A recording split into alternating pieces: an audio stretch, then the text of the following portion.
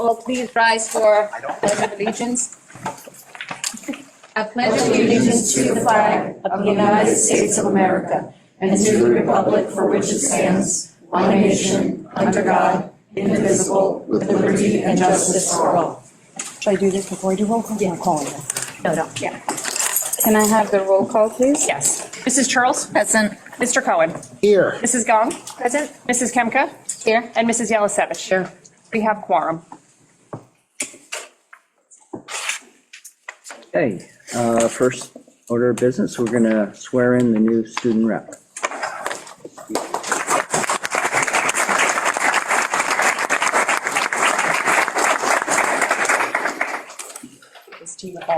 Thank you. Just ask you to repeat after me. Okay. I state your name. I, Stevie Pearl, Do solemnly swear do solemnly swear that I will support the Constitution of the United States and the Constitution of the State of New Jersey, that I will support the Constitution of the United States and the Constitution of the State of New Jersey, and that I will bear true faith and allegiance to the same and that I will bear true faith and allegiance to the same and to the governments established in the United States and this state under the authority of the people. and to the governments established in the United States and this state under the authority of the people. So help me God. So help me God. I state your name. I, Stevie Pearl, Do solemnly swear do solemnly swear that I will faithfully, impartially, and justly perform all duties that I will faithfully, impartially, and justly perform all duties of student representative to the board according to the best of my ability of student representative to the board according to the best of my ability and in accordance with the Livingston Board of Education policy number 0143.2. in accordance with the Livingston Board of Education policy 0143.2. Help me God. So help me God. Congratulations.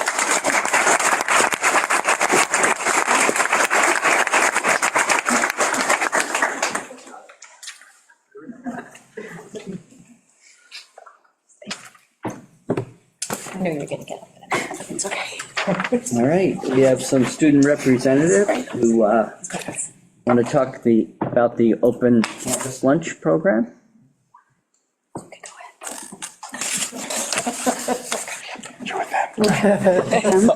Nice having you. Good evening, members of the Board of Education, administration, and community members. My name is Terry, and I have the privilege of serving as the president of Livingston High School's Student Government Association. Joining me tonight are Allison, our vice president, Stevie, our Board of Education liaison, Gavin, our secretary, and Cecilia, our marketing coordinator, who unfortunately could not be with us this evening, but has helped prepare these remarks. First, I would like to thank the board for giving us the opportunities to speak tonight. As representatives of the student body, we are here to discuss open campus lunch and, more importantly, the understanding of the expectations that come with it. We recognize that open lunch is not simply an opportunity for students to leave campus during the school day. It comes with clear responsibilities and requires students to act with maturity, accountability, and good judgment. When students participate in open lunch, they are expected to follow the Livingston Code of Conduct, return to school on time, respect community members, and represent both themselves and our school in a positive manner. We also understand that members of the community have raised concerns about open lunch in the past. These concerns are valid and deserve consideration. And next, we have Allison speaking. Thank you. Of course, students share the responsibility for maintaining both personal and school safety. Students are expected to be responsible by following school rules, making safe choices, obeying traffic laws, and returning to school on time. They should avoid unsafe situations outside of campus. To supplement this, the school will provide clear guidelines and expectations to ensure student safety. With students and administration working together, students can enjoy a safe and open lunch experience they can look forward to every day.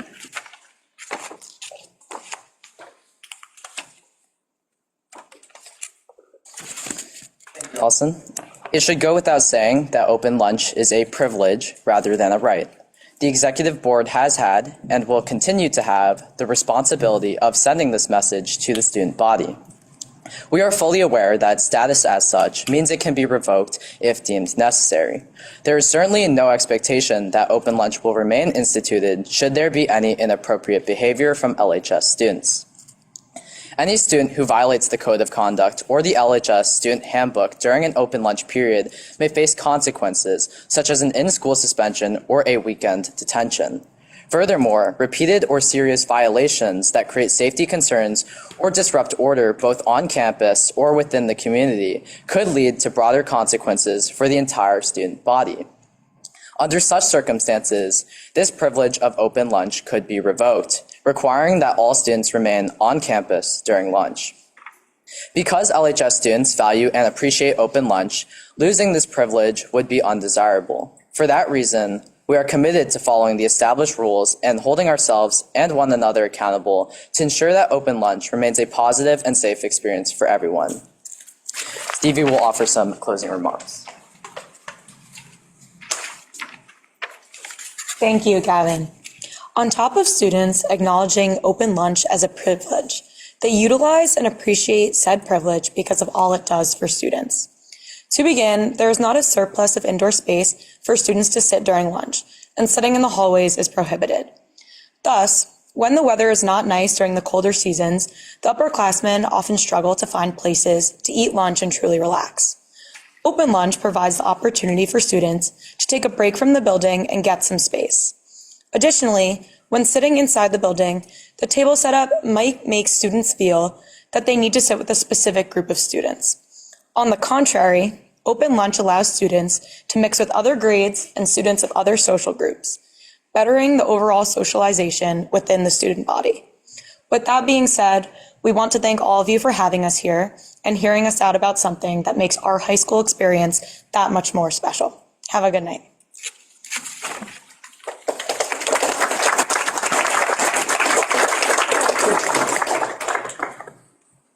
Any questions?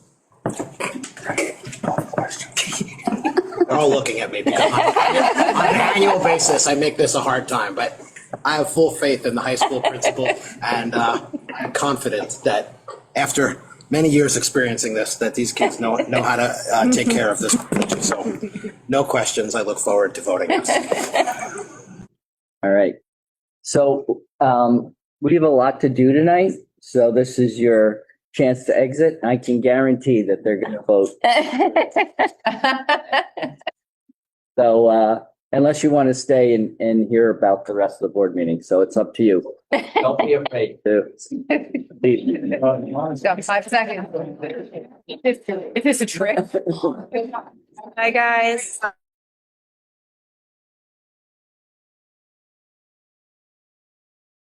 Want to hear us voting on it? Oh. I'm going to stop them. They're out, already gone. Gone. I feel confident the student representative will report back. Okay. Wait, They're waiting. Now she's actually. Oh, they're back. They're waiting by the class. We can move it up. Michelle, are they coming? Are they coming or not? Their nods and.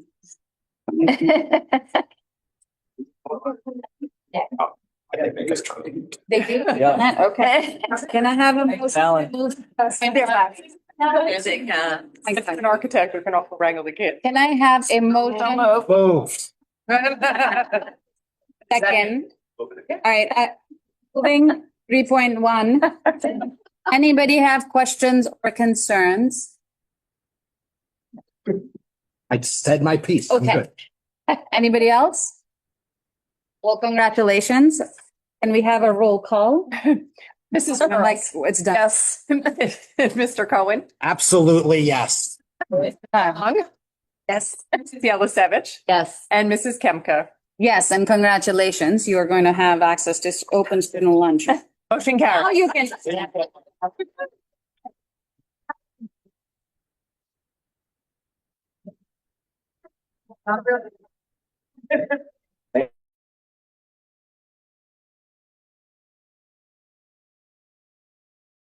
Maura introduced the District Equity Committee presentation. Good evening. This evening, I'm pleased to introduce Brittany and Tom, who will provide an overview of our district's equity work, including where we began, progress made, and the direction ahead. Over the past year, we have intentionally focused on building an interconnected district culture centered on shared responsibility and accountability for student success. This work brings together school counseling, student assistance counseling, curriculum and instruction, links, special education, transition, and equity to create a coordinated multidisciplinary approach to supporting students across the district. As part of this effort, we are transitioning the equity work from an external consultant model to an internal structure within the Department of Student Services. This shift strengthens our capacity to integrate equity into curriculum, student supports, professional learning, school climate, HIB prevention, and inclusive practices, ensuring it remains embedded in the daily work of our schools rather than existing as a separate initiative. Collaboration, a common language, collective goals, we are developing district-wide framework grounded in belonging, access, opportunity, and excellence for all students. Tonight, Brittany and Tom will share the foundation established, the work currently underway, and our continued commitment to strengthening a culture of inclusion, connection, and excellence throughout the district. I'm going to turn it over to the experts, and there's quite a few of them in this room tonight.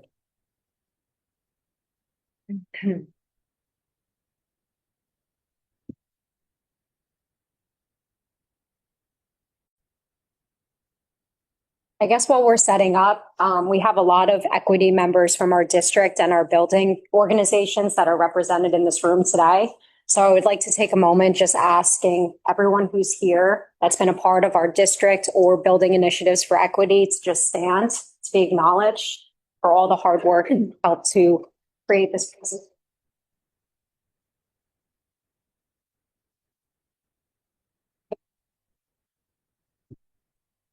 Without saying that our vision for this, which we'll speak about momentarily, is to continue to build on the work we've already have. And you also have a wonderful group of constituents, both in this room and outside of this room, community members, students, staff, administrators that have really made this work come to life. So we hope that we can share that with you today through this presentation. Dan, if you don't mind clicking to the next slide, thank you. So as some of you may know, we have kind of a lengthy history with our work with equity. We've worked with a number of different consulting groups, including some that are listed on the screen, Great Schools Partnership, Us Squared. We've also had some equity audits to understand the work that we're already doing and to build on our progress moving forward. I wanted to take a moment just to provide some background context for those of you that may not be aware of all of the work that is being done and who is involved in that work. So our district equity team was named Delta, and this is comprised of a group of equity coaches who represent teachers, school counselors, anti-bullying specialists, child study team members, along with building and district administration, Board of Education members, as well as other community members. We also have building-based teams that are representing our equity coaches, administration, staff, students, and community members.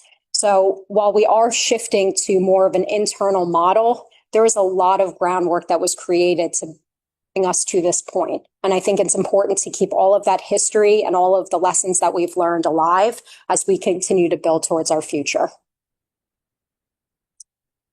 This was a graphic that we designed to help explain really our mission for the next school year. As you can see at the top, there are three major pillars that are really helping to ground our work in climate, culture, and equity and inclusion. When we're talking about school culture, we're talking about values, we're talking about beliefs, we're talking about really core ideas, right? When we're talking about school climate, we're talking about the feel, the atmosphere, what it's like day to day in each building. When we're talking about equity and inclusion, we're talking about belonging, making sure that every student, every staff member, every community member feels heard, feels safe, supported. You can see that all of this work is interconnected with the portrait of a graduate. Each of the pillars are represented in the second layer of this tier. And even beneath that, you'll see all the specific work that each of our buildings are doing to address the portrait of a graduate, including but not limited to our lessons on social emotional learning, our character education programs, our community building opportunities, recognition and celebrations. And we're actually going to show a short video clip to highlight some of those initiatives that we have both district and building wide. We will also continue to collect data. We will also continue to survey our constituents and gain better understanding and reflect to guide our work. But I think it's important to keep in mind that at the end of the day, our heart is still very much in the same direction as it's been in all the time that we've been working with all of these different groups. It's all about the students. They are at the center of this work. So we thought that instead of talking about all the work that we're doing in each of the buildings, it would be more beneficial to show you. So we have a short video on the next slide that is really going to highlight each of the buildings and some of the initiatives that have taken place in just the school year alone.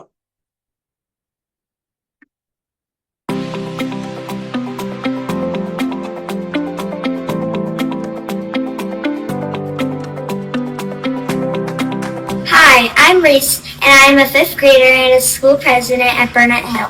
I'm Camille, and I'm in first grade.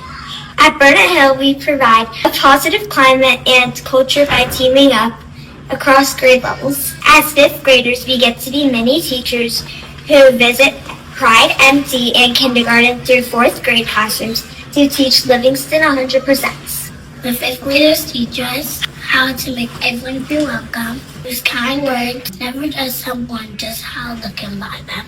Through these lessons and Burnett Hill Hero Award, we build a brave space. And the student truly lives out these 100%, their teacher picks them as a Burnett Hill hero. And they were celebrated at our entire school at our monthly community meeting. Because of 100% of the time, heroes work together. At my school, Collins Elementary, we promote a positive climate and culture by sharing our traditions and talents during holiday performances like Diwali and Lunar New Year.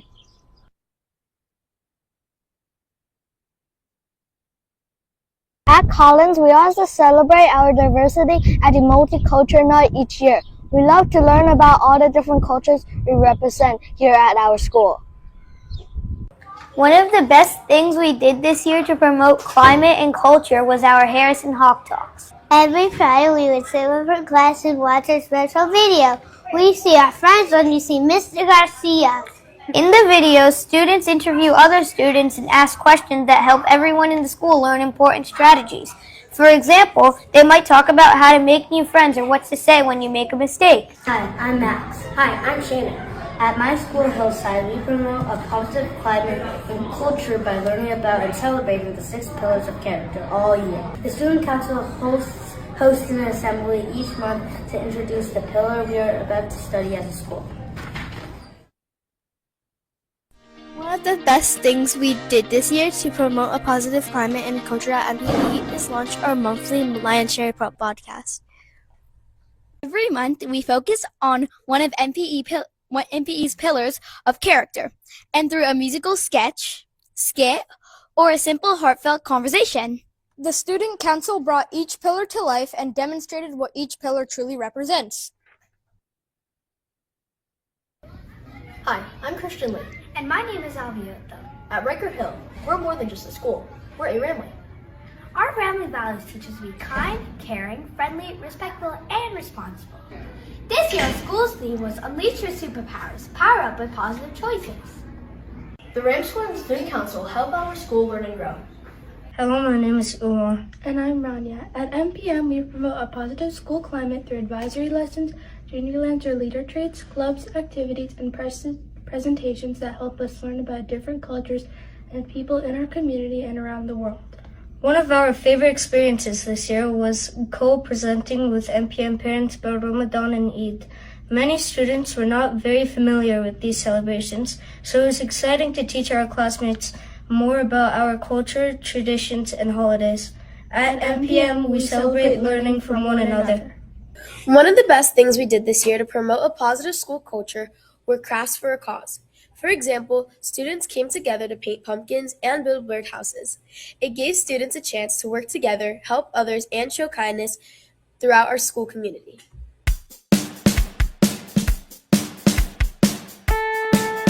At my school, LHS, we promote positive climate and culture by the plethora of clubs that we have here. So we have many clubs that accommodate multiple interests, whether that be philanthropy, whether that be a certain subject, science, math, English. But on top of that, we have a bunch of student unions that come together with a bunch of different ethnicities, cultures, nationalities, so that everyone really has their place here. And then another event we had, which was called Lancer Fest, was run by our SGA. And we had the whole school invited in front of the gazebo to listen to some live music, play some games, eat some great food. Yeah, and then on top of that, I wanted to highlight the school climate and safety club that I'm a part of. So it's a mix of administrators, teachers, parents, and some student representatives like myself. I think this is a crucial part to highlight about our school because it works on future initiatives, talks about what's working this year and what's not, the problems within the student body, and what we can improve on in the future. I think that's really important, so we make sure everyone is accepted. One thing that I think really helps promote a positive climate and culture here at LHS is actually our teachers. I know so many incredible teachers who have really encouraged students to explore different perspectives and different cultures, and I think it does a really good job at facilitating a very collaborative environment here.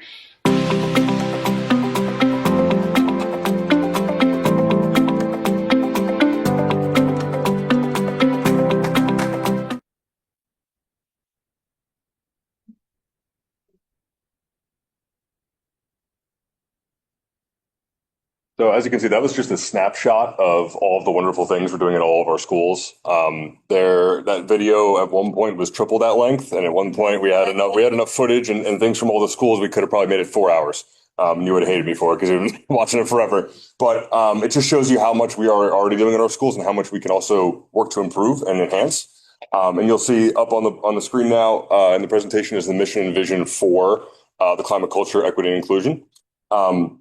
This was built with everybody that you can see from behind me, as well as the entire team, formerly the Delta team.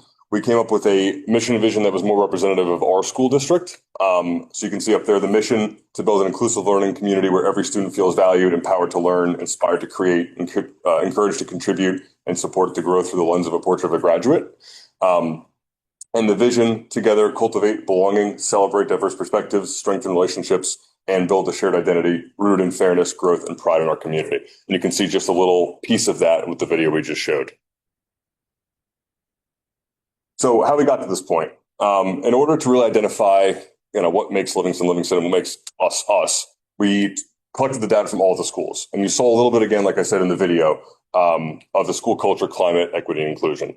You could see it in some of the paintings and artwork in the backgrounds of some of the videos. What does it look like when we walk into our schools? How does it feel? How do we feel that everyone belongs in there? Is everybody represented at the school and in the curriculum? And you'll see here, I pulled out different pieces from all of the schools, but a lot of it is same. It might be called something different, but the goal and the vision is the same, which you saw a little bit in our mission and vision on the previous slide. You'll see the core values, pillars, have them. You'll see the assemblies, pep rallies, community meetings, restorative practices, peer-to-peer connections. It's all happening in our schools. Right, it might be called something different, but it's there. So how do we enhance that, encourage that, right, and promote that? And on the left side, you'll see, like we said, we're kind of not rebranding, but putting into a different framework of culture, climate, equity, inclusion. How are we going to support those systems? Through SEL, through student leadership, like we've done in the past, through community building structures like community meetings, recognition systems like you saw with the Burnett Hill Hero, family partnerships like we continue to do, and then we have implementation tools, which we'll go over in a minute, that kind of guide our work or set our framework forward. And then our measurement, which Brittany kind of talked about a little bit before, some surveys, right? Climate surveys, culture surveys that go to staff, that go to students, that go to community, right? The community, what are ways we can incorporate more community voice, right? More participation. And then data monitoring, obviously. So this is just a quick snippet of the curricular connections as well, right? Because while it is climate, culture, equity, and inclusion, that equity and inclusion part is really kind of ingrained in our curriculum already, but there's also ways we can enhance and improve it. And this is just a quick snapshot of that. Hi, I'm Miss Loyagano. And I'm Julia Steponi from MPM. Hi, I'm Miss Loyagano. Oh, it's not working. No, it worked before, yes. And I'm Julia Steponi from MPM. Throughout our class this year, we have Hi, I'm Miss Loyagano. And I'm Julia Steponi from MPM.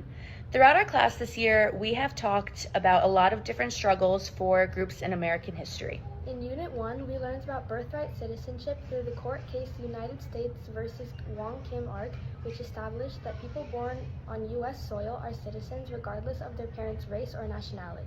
In Unit 4, we saw inclusivity during westward expansion as groups like the Mormons sought religious freedom and women and immigrants found new opportunities to own property and work in businesses. In Unit 5, we studied Reconstruction, where we learned how African Americans faced challenges gaining full inclusion in society, while the Freedmen's Bureau helped with housing, jobs, education, and voter registration. Through each unit, we were able to see how a lot of America's history is built from different groups fighting for opportunities, rights, and inclusivity. Thank you. That's just a quick snapshot of just one school, right? And it happens throughout all of our schools on a daily basis. And this is just to give you a look into, okay, it is part of the curriculum. We do encourage it, enhance it, and we do try to promote it as much as we can. But and just in this instance for sixth grade, you can see just in 3 units examples how much history from different backgrounds and cultures that we included as well.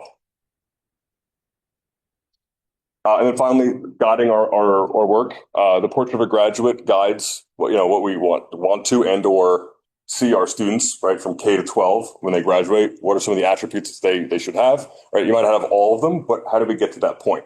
So the roadmap and the handbook you'll see in a second will guide the work a little bit and help the buildings all in the district kind of focus in on what are some of the attributes we can encourage or we can promote, what are some of the techniques, some of the lessons, some of the activities, meetings that we can use to help encourage this as well.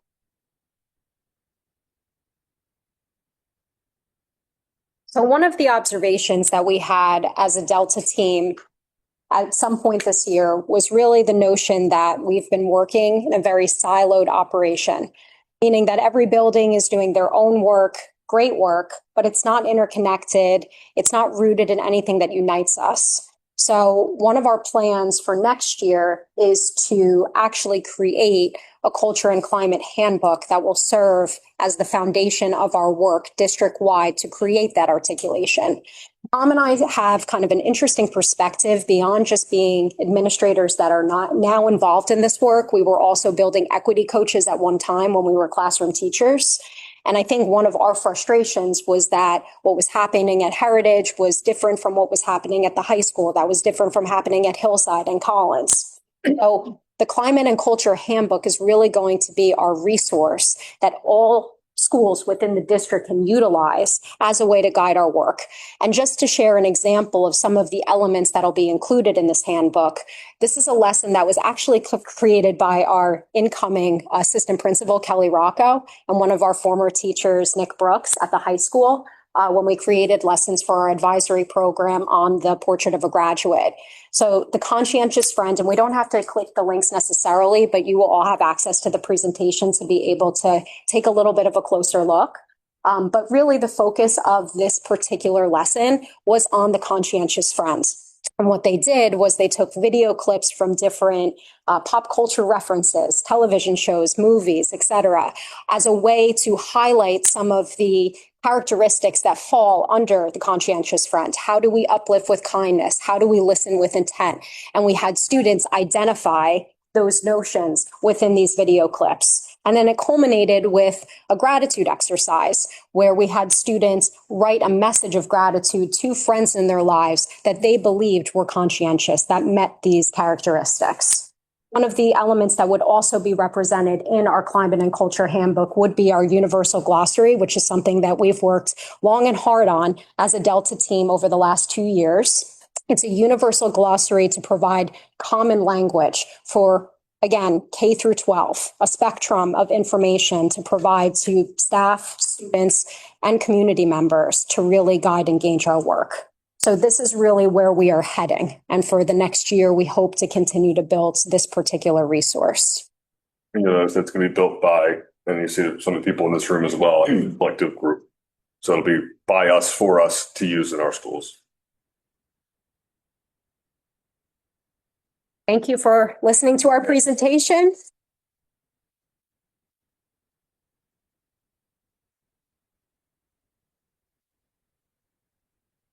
Any questions? Just a quick comment. As the board member last year participated in the Delta team, I got the privilege to see the width and depth. All of you put the heart and soul into this equity work in the district. And I can't help you tell you how much I was pleased to see this semester you all carry on and from the concept to implementation. And, you know, this is a fantastic work. So thank you so much. Well, thank you for all of this work, and thank you for the former board that actually launched into this work.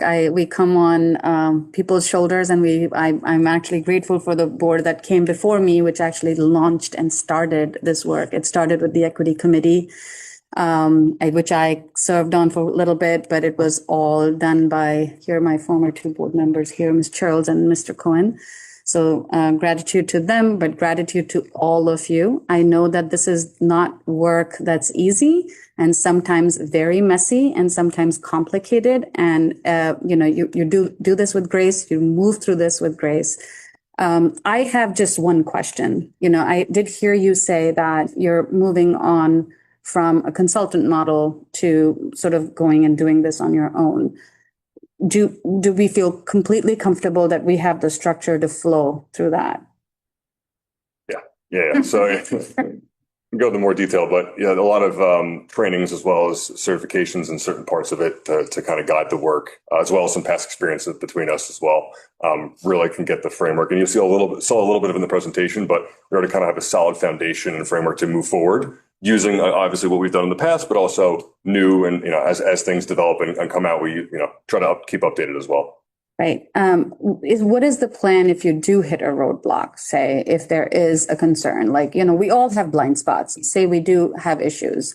Is there a plan to tackle that? Well, we're not letting go of. But what's nice about this group and what I saw this year and the year that I was working with everybody is they are a cohesive group, and they were very happy to continue the work when we had to make the changes we do. I would say they were ecstatically engaged is the way I would put it. And one of the things we decided is there are outside resources that are not necessarily expensive resources, but things that we are going to avail ourselves to that might be a little more tailored to what is needed in this area and also in a school district. Some of what we came from, and I think that anybody here who's in the team can attest to, was a more of a corporate model, and it was fantastic, and there was great information. We certainly gained a great deal from it. This is definitely more tailored for this community and for a school district was really what came out from some of the surveying we did. Plus, there was 3 years of using, a consultant. So at a certain point, we got to fly by ourselves. We have the talent. We definitely have the talent, and we have the desire and will. And I think, do we hit roadblocks and we stumble? Yes, but we also grow from that. Well, I have no doubt about the talent, given what I've seen. But so thank you for that. And thank you. And thank you, everybody who was part of it, who was supporting it, who has had conversations. And I'm sure at some point you're all going to be involved in it in some way or the others. And thank you both. Great job.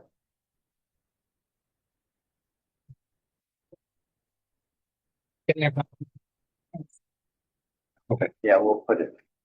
Usually they're online the next day, but it wasn't in the. Yeah, it wasn't in the thing. Okay.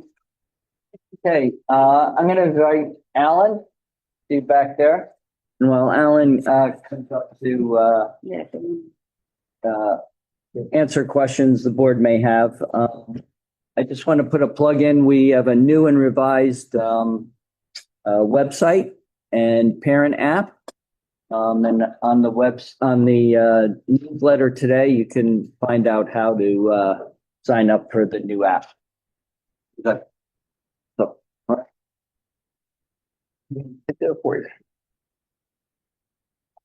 So last week we had Alan Barnett, who's I guess senior partner from DWF. We'll go with that. Well, I like the sound of that. My partner, not. To us, we'll say partner, and hopefully they're not watching tonight. Right. Well, because we have a big crowd out. Or they have a promotion waiting for you, Alan. That could be good too. Test it. But last week, Alan came to the board meeting and presented the options for the board that we've gone over. You know, the board started working on this 3 years ago with a long-range facility committee composed of district staff as well as community members and board members, which gave some ideas and options for administrators to look at. And over the past 2 years, we've worked with Alan to really come up with 2 options that were presented. So Alan's here to answer any questions that we may have. Go ahead. There were a couple of follow-up items from the last time we were together. Did you bring those with you by chance? Got the room utilization ahead of time. You got the budget ahead of time. And the budget breakdown ahead of time. And the only one it did not get to yet was the parking. Okay. Which I still owe you a parking count. So what we're doing is we've gotten a bunch of questions from some HSAs. Yep. And we're putting together a queue. And we'll start to load that on the district website, have an area on there for referendum, and it has all the breakdowns. I mean, okay. I got it recently, the cost per building for each option, which I have, and I can share with the board in board notes. Okay, that's fine. Mm-hmm. One question to you. Say if we have a path forward today from today's meeting for one of the options, how much wiggle room do we have to bring about, like, okay, this, can we move back on this? Can we do this? Can we add on this? Like, how much leeway do we have? You have about a month to hit April. Remember last meeting we talked about hitting an April of 27 referendum vote. So can you explain what that timeline looks like again? Yeah. Sure. The state needs about 9 months, and they get it submitted to when the referendum date. So if you're targeting an April referendum, an April of 27 referendum, we have to kind of work backwards from that. So that means it has to go to the state in July of 26. So that gives you about a month from now to, if you were to vote and say, okay, we're gonna pursue option 1. Inside of option 1, I'm going to get started right away. The Livingston High School and Heritage Middle School are heavy lifts to get the documents ready for submission to the state. Education specs, classroom prove outs, all the various drawings that are required. The elementary schools, they're not as heavy a lift. So just to pause on that part for 1 minute, at what point does the district, the board, and the community see the more extensive plans once they're created? Is it before the submission to the state? Well, that's completely up to the board. Okay. Because I'll work to get that month. If you turn me loose tonight, I will hit next July, the board meeting in end of July. If you want me to come in an interim and show a lot more of furniture arrangement, things like that go along with, excuse me, the plans. I can do that. But that's what that's what the board would approve at the July meeting. Okay, it's called the schematic submission. Right. So inside the schematic submission is the site plan, the occupant loads, the egress, and the room prove-outs, making sure that ceiling heights are met, classroom square footages meet the Department of Education standards. Along with that comes it's called an education specification, which is a breakdown, a written breakdown accompanying the district or the board. Excuse me, the board would get to see that in advance of the board meeting. I will gladly provide copies for the district to review.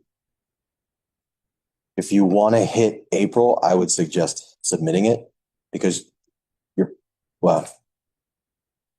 hopefully you wouldn't make major changes. You're tweaking a little bit here and there. We can modify and get that down to the state.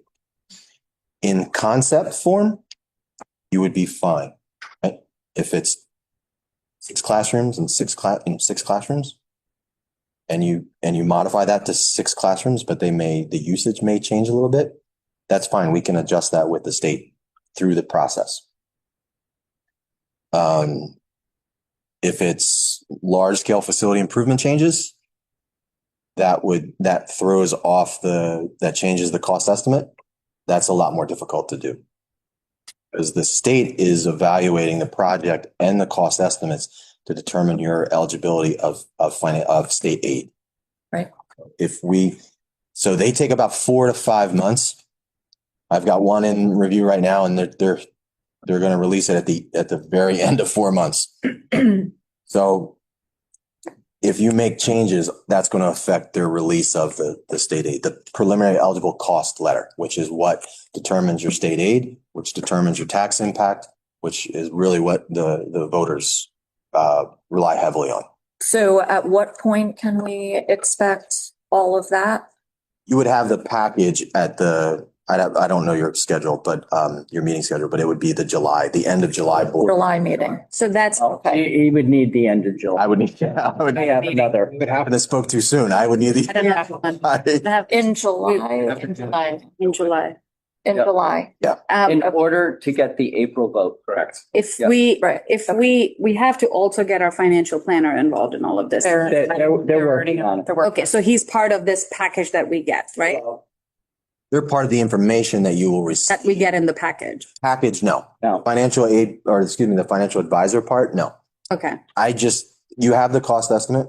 You have what the total referendum would be, and you have the breakdown of what it would be per school. I take that, I fill out a series of 130, it's called the 130 and 131 form. Actually, Mrs. Rapp signs those, as well as myself. That's what goes down to this financial advisor already has my cost estimates as well. So they're starting to work out rough numbers as to what the state aid is going to be. Okay. And what it would cost the taxpayers. Correct. Yeah. Correct. Having our old debt. Correct. So what you would get from me is that Department of Education schematic submission package. It shows that we submit. It's a letter that shows that we're submitting the project to the Essex County. We're submitting the projects to the Livingston Planning Board for review because they are building additions. It's the education specifications that you would approve and sign, and it's the drawing that you would review and approve. So not having seen the costs yet, I'm just curious. There was one question about just the balancing of the various building projects and what the opinion is of the district about the building of, let's say, 1 to 3 classrooms. There are 3 elementary schools that are getting less, and for obvious reasons, but what are the benefits of the one additional space, let's say at Riker Hill, or So those are based on, they call, our demographic study and the protection of unhoused students. Correct. And when they say unhoused students, it doesn't mean we have kids getting educations out on the front. Right. Thing. That's just a terminology that they use. Okay. So and the demographic study only goes out 5 years. Right. And the state doesn't accept anything further out than that.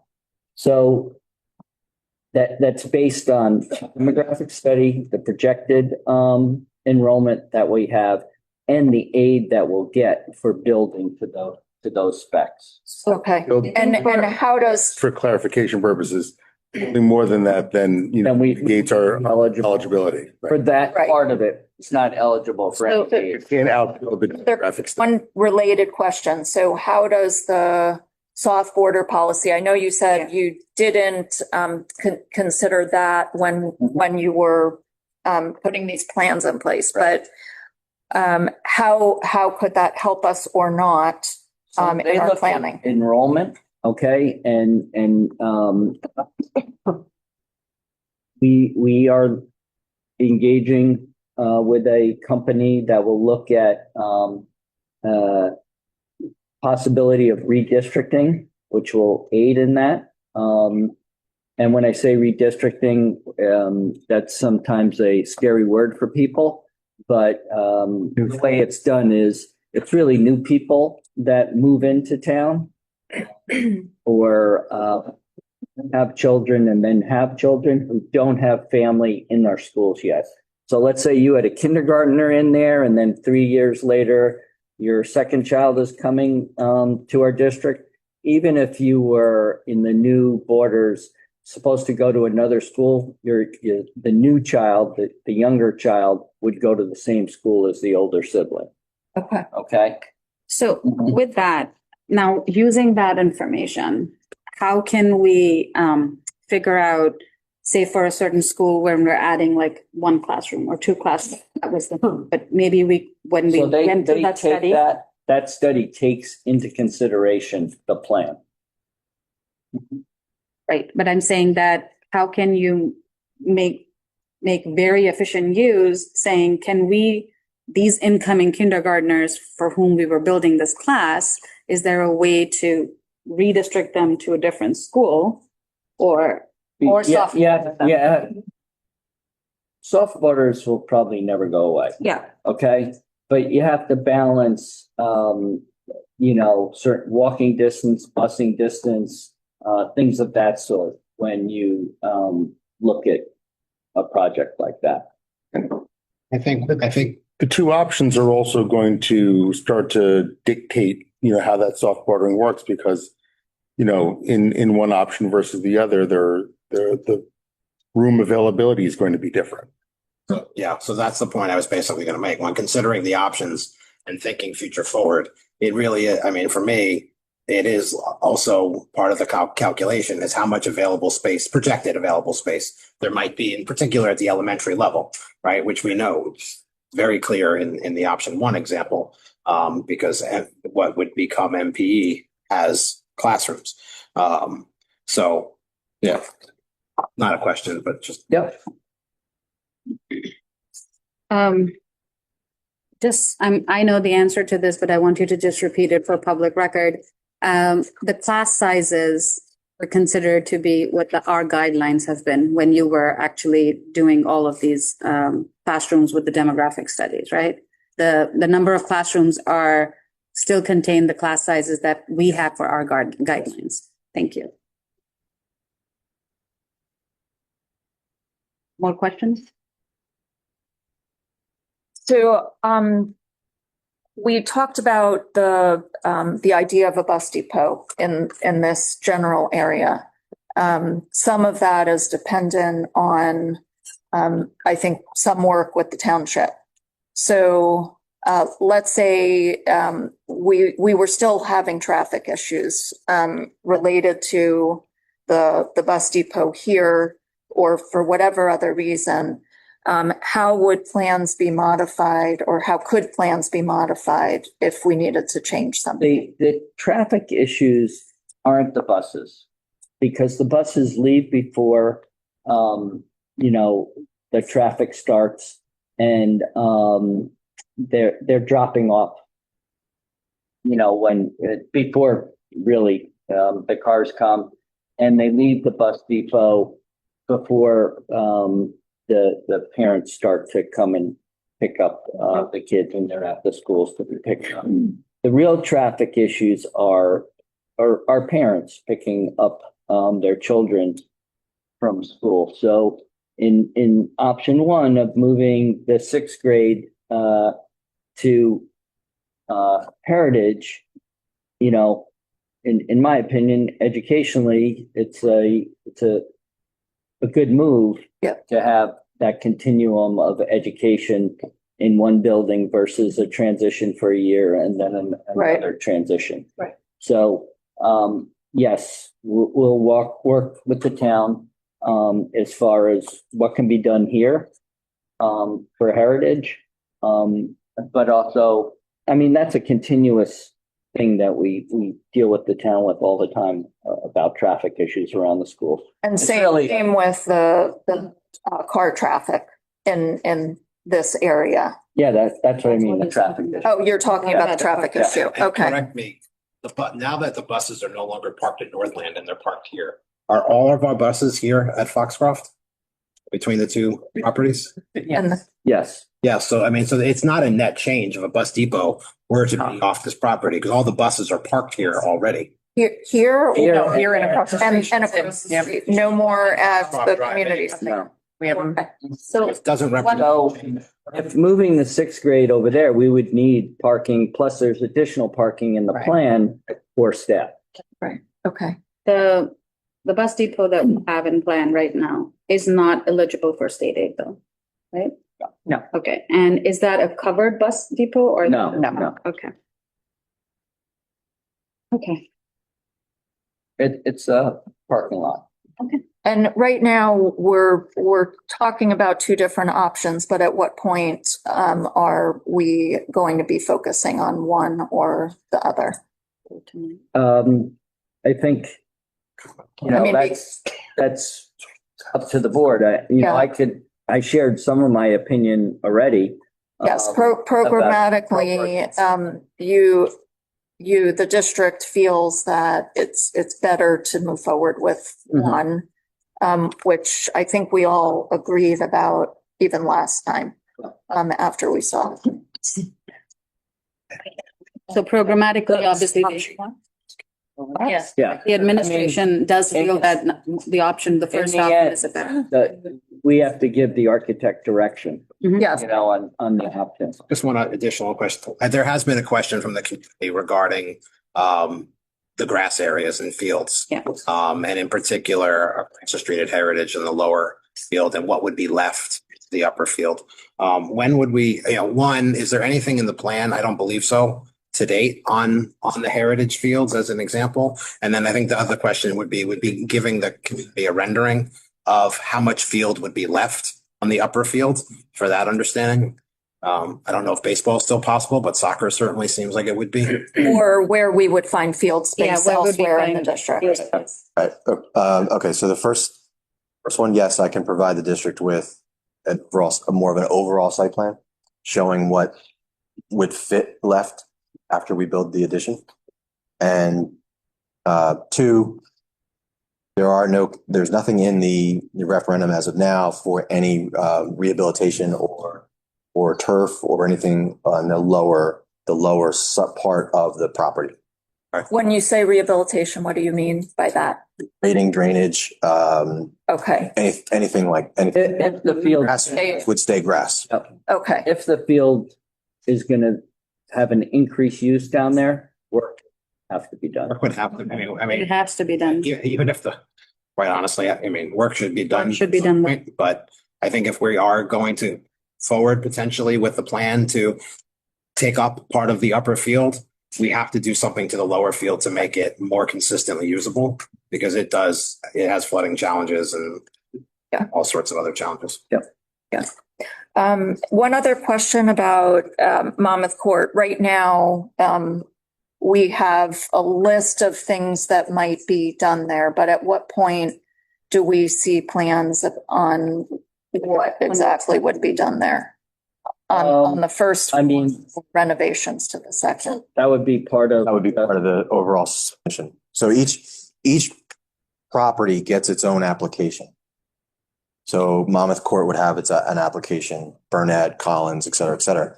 And inside of that application is all the work attributed to that property. Mm-hmm. So you would see now,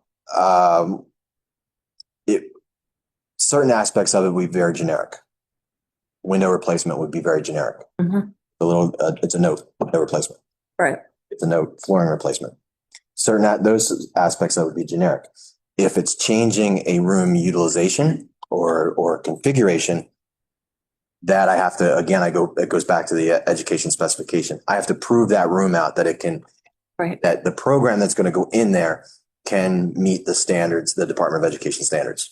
Right. And so on the first floor of that building, there is potentially a plan to put classrooms there instead of the office space. Correct. That's currently there, or the cafe. Currently there. Okay.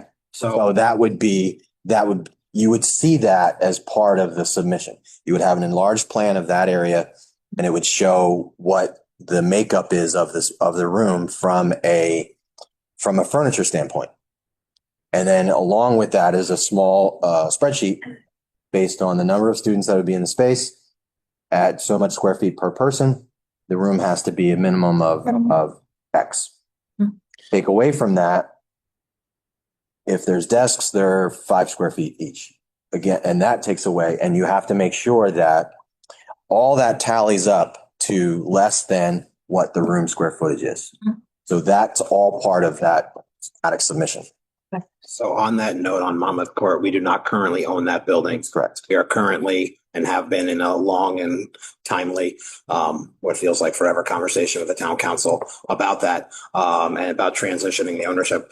For the submission, and in particular July, would we need to be owners of that building? And is there a time by which we would need to be owners of that building in this process? This goes back a number of years. I'm trying to remember how we did it for the elevator.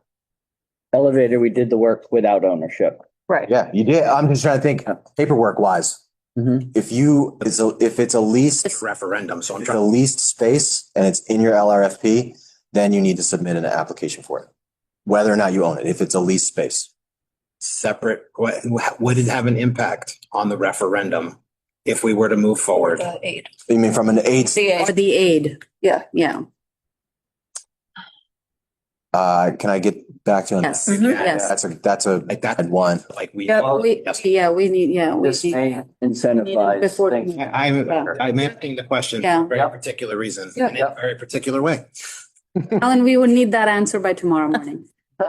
No rush, but Hey, so you still working at the event tonight? Well, Be able to Yeah. have that conversation. Alan, You just say that during the day too. And I'm not trying to be humorous. I mean, No, I know. I usually am, but the fact of the matter is that is part of the plan. Yeah. And it is part of the referendum. And if our ownership of the building is critical to that, it puts a break where we don't need one. Yeah. And so I know the council appreciates that we want to own this building, and we have been at this since 2022. The first time I was board president. We've got to close the deal here because we can't have this slow us down, and we can't have it create a hiccup in what is an incredibly tight timeline. Alan, just because I know there will be digressions from the plan you start, right? Is that okay? Always is, right? That's Not just you guys. okay. It's okay, right? So I wanted to understand, like, how much are we allowed to digress? How much are we allowed to sort of, if there are thoughts, questions, concerns that come up, and we as a group decide, well, this is something that we need to consider. How much leeway do we have? I'll be able to amend. Well, okay, so you'll get the PEC, the preliminary eligible cost letter. You'll get that in, if we submit in July, August, September, October, November,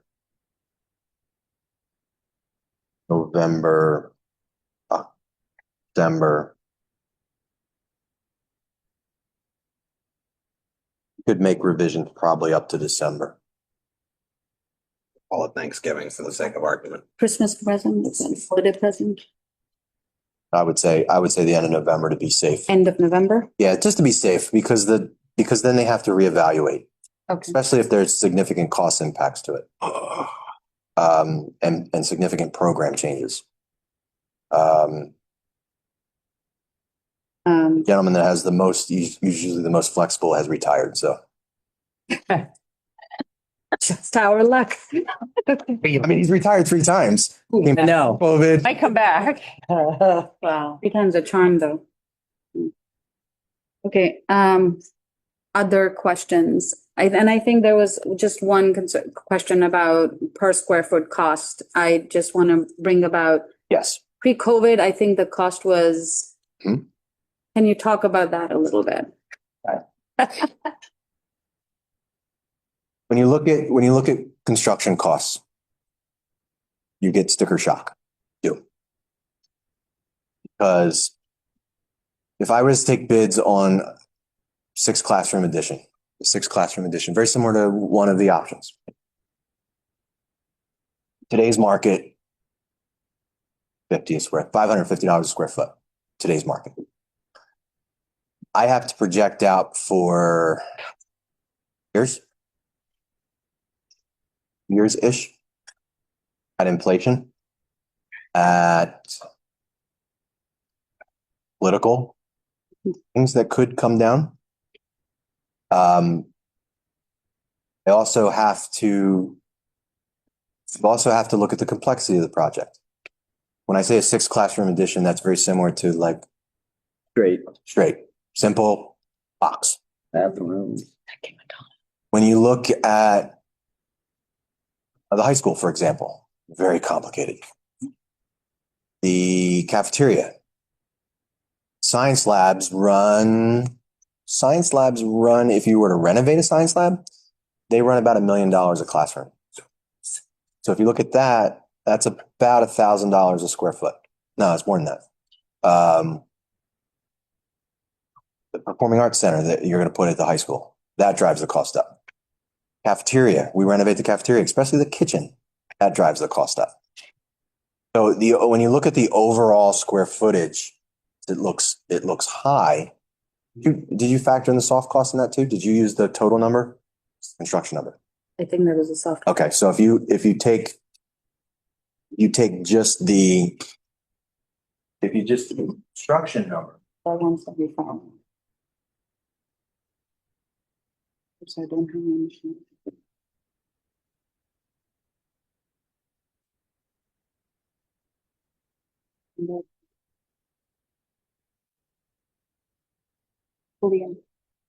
Construction number, I was using $625 a square foot.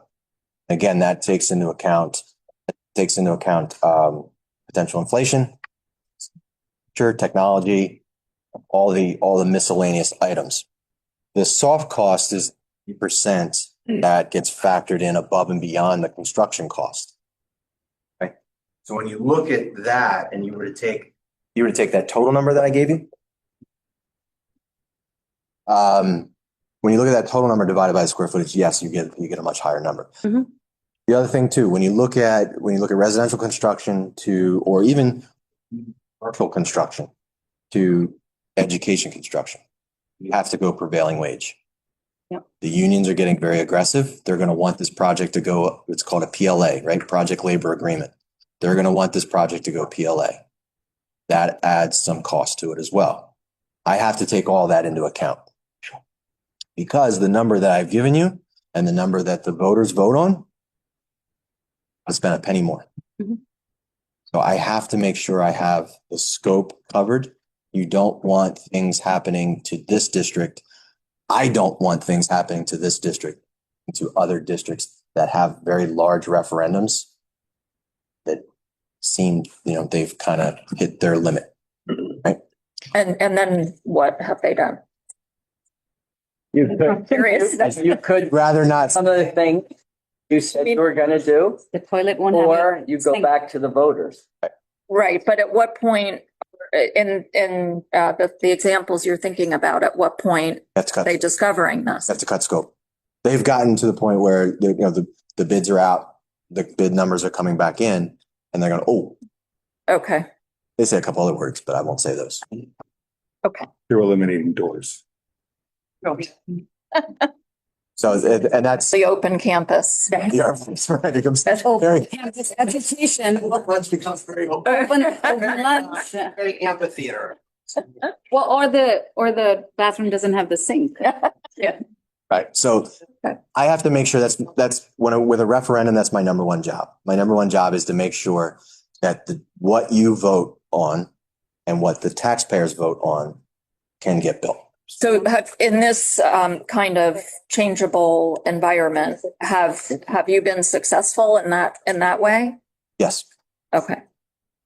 I just realized there's something I never asked you, which is about energy efficiency and green initiatives and what role does that play? Okay. It's referendum, energy efficient windows and what types of absolutely nations are there from the state on that? And are there opportunities for savings and credits along the way?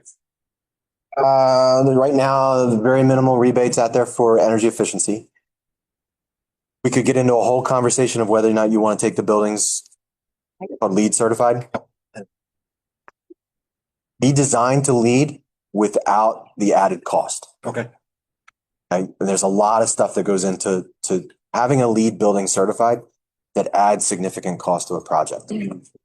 But we do, as part of our design, we do that. Okay, so yes, we are using the energy efficiency windows. We are looking at the different types of HVAC systems. We don't get into rainwater harvesting. We don't get into those kinds of things because they solar could. We did not look at solar, but we could look at solar. We did solar for you guys about these additions. We did not look at solar, but that's something that we could have that discussion down the road. That would not affect I would say solar or something like that would not affect the submission. Okay. Okay. Any other questions? You're good? Any other, well, we have questions. Yeah. Questions? After we vote on the option, it would be helpful to see a cost breakdown, not just, I understand. If we're- I can fly over Amazing. to get in the board notes this week, but Perfect. That would be helpful. I mean, That's- numbers are large, so. Yes, that's broken down by option by building. Mhm. Okay, so then the only thing I didn't break down is what's the soft cost per building. Got it. I just broke down what the soft did, new construction, renovation, site work.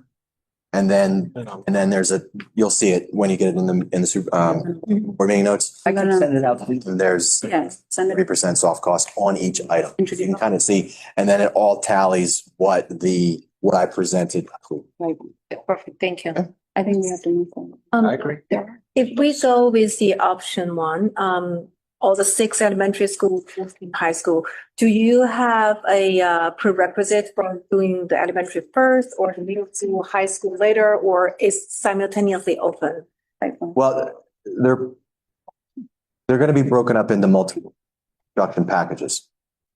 High school is one package all by itself because of the size. I'm just curious. Yeah. Then I would probably break out very similar to what we did for you in 2012, I think that was.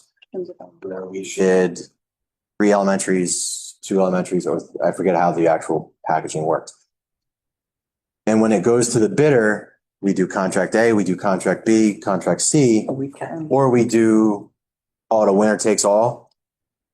We can. And that We can. district and the board has the ability and the right to select packages which are best interest of the board and the district. You understand?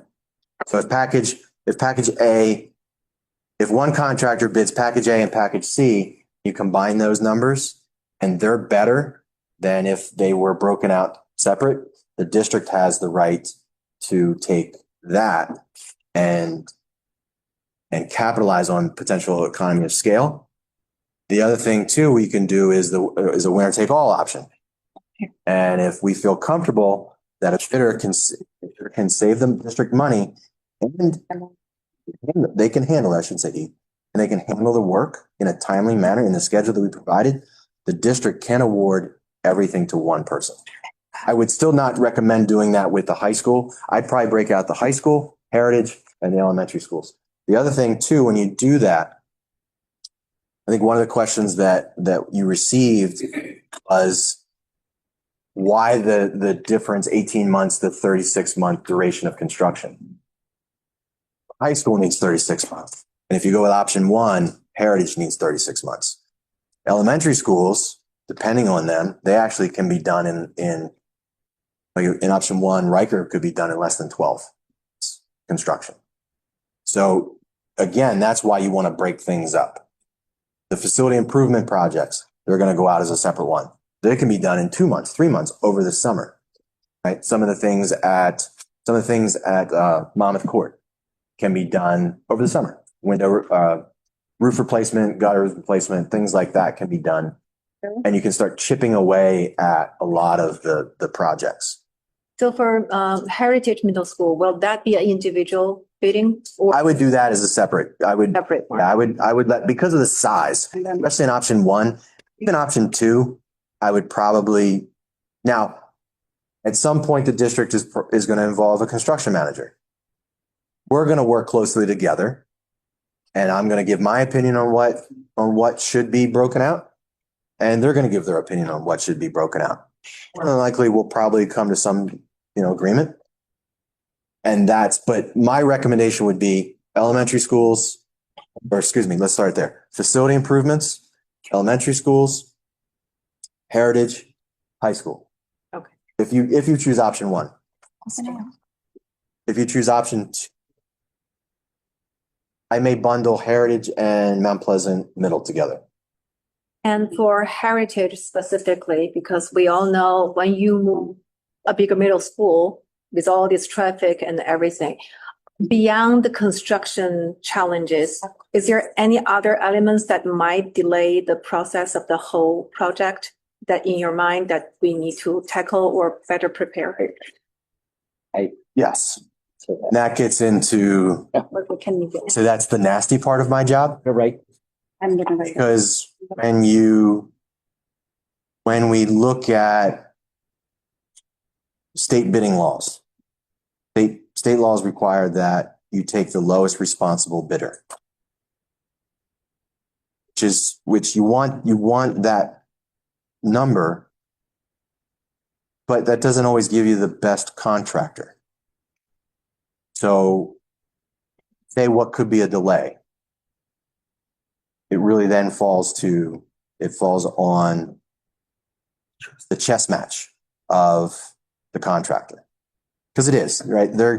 They know number on bid opening day, they're going to see their number and they're going to see 20 other numbers. And they're going to say, well, my number's 100 million. His number is 120 million. I want 20 million, right? I know the difference between him and, mine and his. So he's going to try and figure out how to get that 20 million. They have ways and they have tactics, and that's called the chess. I call that the chess game. How do we stay 3 moves ahead of this guy? And that's why you have the construction management firm and That's why I asked the first questions. If that specific got delayed, will that affect the others simultaneously, or this is a prerequisite? Again, that's why you look to break these up, because if you have one contractor and he takes on your entire district and something bad happens, now you have how many sites with problems versus you potentially 6 sites that are running smooth, 1 site that's running okay, 1 site that's running right. But that's unfortunately that's the nature of of, And not Have you ever done construction on your home? the center. I know, that's why. You realize the issues that you face. Yeah. This is much more complicated. And, you know, I think I'm positive, but there's gonna be problems. Yeah. There just is. And that's why the construction meetings done weekly or every other week, where all the parties get together. They look at the schedule, they look at, everything and look at any claims of delays. So this winter, anyone who's doing construction this winter, there was significant snowstorms. That's a weather delay. we lost 2 months. Yep. And we also work with the district on contingency plans. That makes sense. Okay. I have a project that's going on in Bergen County. Okay. It hit delays, environmental delays from the start. In the front, yeah. So we have contingency plans on what we can do to get the schedule back up and running, or if we can't, what's the other side to the residents and the students. Right now they're in modular classrooms because we had to vacate the entire building. We had to put the entire elementary school in a modular classroom. It's very similar to what we did in 2012 as well? No. Maybe 2015, Modular? 12, when we did the modulars, Not 12. HVAC. Burn on the hillside? No. In 2012, we did a larger referendum with Oh, the last referendum. HVAC upgrades. And we took kids out of the classrooms to allow swing space. So if we took 8, let's say 8, I think it was about 8 classes of their classroom, that opened up 8 rooms inside the school to allow the contractor to just leapfrog themselves and that allows for the job to move faster. We work with the construction manager and the district to put those plans in place. And then the other side of that is, should something happen in the project, students have a place to go. Thank you. Students aren't having extended periods of time in the media center or in the gym. They have a classroom. But we'll work with that as well. Especially when we look at, I think which job we may want to do that. High school, no. But are adding to build. Yeah, we're not really, that project, we were really going in and working through existing buildings. All these projects are pretty much add-ons. Yeah. That's another side. We work with the contractor, we work with the construction manager. How are we going to maintain the operation of the building?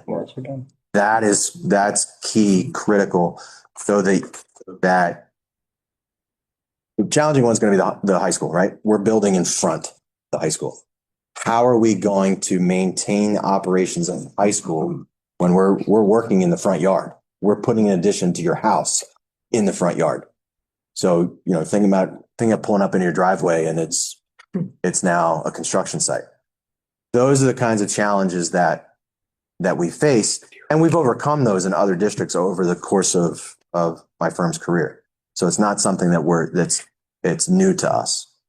And that type of information goes into the bidding documents. So again, it goes back to the chess match. So the contractor can't say, I can't do it that way, or no, your number says you're going to build it this way, and you're going to put the construction fence, you're going to maintain egress, you're going to do all these things. It's that chess match to make sure that we try and outsmart the contractor as best we can. Thank you. With that, I am actually going to take the liberty to take questions from anybody in the room or online, only on referendum, opening it up to public comment, because we as a board will be moving on one of the options. Move out of the way, or Please. Too far. That was very nicely asked. Not too far, just to stay here. out there. So, any public comments in the room about referendum options only? All right. I see one public comment online. Oh, no, Wait. yeah, please, please. Can you come to the podium so everybody can hear you?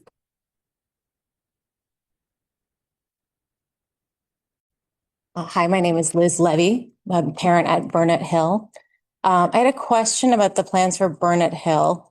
They're planning, they're adding on a little bit. I also noticed they were removing the modulars, both those plans. What is the reason for that? Because part of the idea of a referendum is to get rid of the modulars. That's basically a requirement. If you're going to add on, you have to get rid of the modulars. So the plan that we have takes into account. That's it. Yeah. And so in that, you mentioned the HSAs had asked for like a sort of room by room sort of utilization. So would we be able to see like we have 6 opening up, but we also lose like 4 steam, I think, and a bathroom. So will that be addressed in that follow-up document? In the drawings, definitely is. In the specs, it definitely will be. Yep. Any other questions in the room? Seeing none. Any questions about referendum online? Yes, unmute.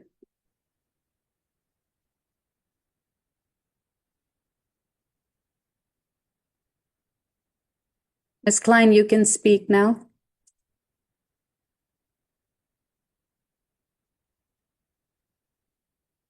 Oh, there's more questions. The microphone's on.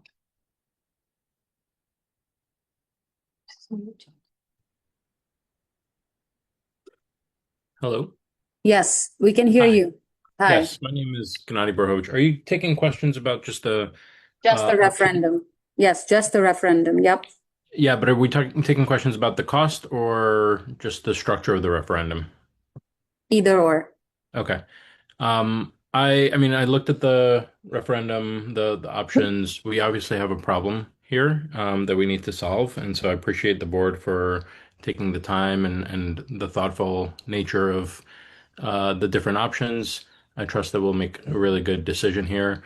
My big question is really around the cost. How much state aid are we expecting? What is the real cost? And I know earlier in the conversation there was discussion about a financial planner talking about what is the cost to the taxpayers, et cetera. With the current, $230 million-ish price tag with the bond, we're talking about $400 million plus once interest and all of that kicks in. That's rough math, about $45,000 per household, give or take, back of the napkin math. I realize that's over time. I'm very curious how that's going to get paid for exactly. The enrollment numbers are increasing because of the development, which I think is a great thing. It's helping a lot of the local businesses. Every parking lot around town is full, bringing new businesses to storefronts. Those things are good, etc. But where's the money coming from, or why is the money going to be coming from taxpayers and not the developers? At the same time, we're talking about cutting school staff. I realize these are different buckets of money. I like to call that color of money. But I'm curious what message we think that sends to the children when they see less staff members in the schools while we're spending $230 million on infrastructure here. So I think all that stuff needs to be thought about and be very public to residents and students and stakeholders. With that, I guess I have a minute, but I'll give that back. Thank you. Well, I guess the developers agreements don't include the schools. So as far as that's concerned, we're not a party to those agreements with the town. As far as how facility referendum are funded, they're funded really 2 ways. One through taxpayers and only if the taxpayers say yes to the referendum and through state aid. You know, there's something called ROD grants, regular operating district grants, which are not available at this time, but I know there's some pending legislation, so we could all hope, pray, and push for those things, which might be beneficial. But right now, we would only be eligible for regular state aid for And it. what percentage of the bill do we estimate that to cover? I wouldn't even venture to guess. That's State aid. yeah. Let me go back up here. Yeah. Yeah. So when the project gets submitted to the state, they determine that. They just determine just that, your state aid. Facility improvement projects, renovation costs, they're eligible for the maximum that you're allowed. Your PEC letter, your preliminary eligible cost letter, is going to come back and say 40%. You'll never get the 40%. Your financial advisor is going to budget 34% because it's an appropriated amount that's given by the state every year. So we use 34% when we calculate the percentage of debt service aid on renovation and facility improvement projects. That's automatic. What they look at is on the new construction, they look at the number of unhoused students. That's based on your demographic report and the capacity. Dr. Pittbein made reference to that earlier, that unhoused students doesn't mean that they're outside waiting to get in the building. It just really relates to the number of students in a building based on the capacity of the building. Now, when I said earlier that if you were to build a classroom addition right now, it's about $550 a square foot. The state gives you $143 a square foot times per student. There's a whole calculation, and I was looking for it. I usually carry that with me just to explain it a little bit easier. So it works out to about, let's say, 8% of what it is on the new additions. About, don't quote me on that, because it's really driven by what the state says your unhoused students will, numbers are for the unhoused students. Okay. All that gets meshed together. The 34% from facility improvements and renovations, and what for new addition. That's what determines how much overall state aid you get per building. Now, other pieces are not eligible for state aid. Site improvements. Typically field improvements, but I got one today, so I'm pretty excited about that. The turf field, they're going to get some state aid for, so field in the project, we may get some state aid for. So on what basis do they make that decision? I'm not sure yet. Education, because it was grass turned into turf, and I think probably because, yes, I wasn't on the phone call. I just got an email that said, hey, you got some state aid on the turf. So I need to talk to the state reviewer and see why that got determined. All those kind of combine into and that's what's outlined for you in the preliminary eligible cost letter. It'll break everything down by how much on facility improvements, how much on renovation, and how much on unhoused students. And then they'll give you a number. They'll give you that percentage down at the bottom, and it equates to a dollar amount. That gets given to the financial advisor, and they start to work up what the tax impact will be on the assessed value of the homes in Livingston. And I want to stress that it's not market value, it's assessed value. And also the debt service aid is on principal and interest. It's not just on the principal of the referendum. Thank you. We're gonna move on to the next, if there is anybody else.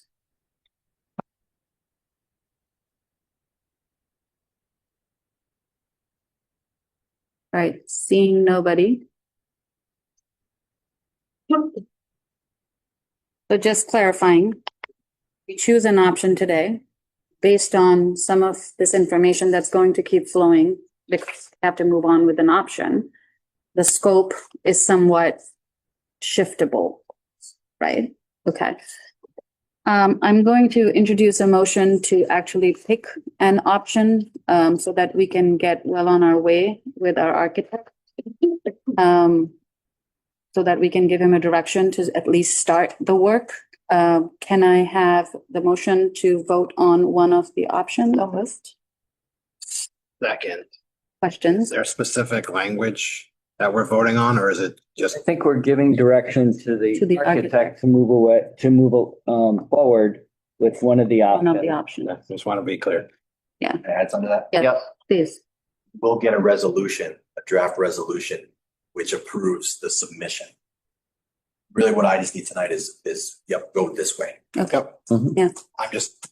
Yeah, the That's resolution. Not to know exactly what I'm voting. Yeah, I shared a sample one in the board notes. It's long, it's very Oh, yeah. detailed. Can I have, so I have a motion, you've seconded, everybody, no questions? How many people are in favor of option one? Well, So Roll call. Yep. So I'm calling roll for moving forward or giving the architect direction to move forward with option number one. Yep. Correct? Yep. Mrs. Charles? Yes. Mr. Cohen? Yes. Mrs. Gong? Yes. Mrs. Yelisevich? Yes. And Mrs. Kemka? Yes. Motion carries. And it is, sir. Thank you very much. Right. Right, moving on. Thank you very much for being here. Yep. Dan, me a lot of questions. I think we should. Yes.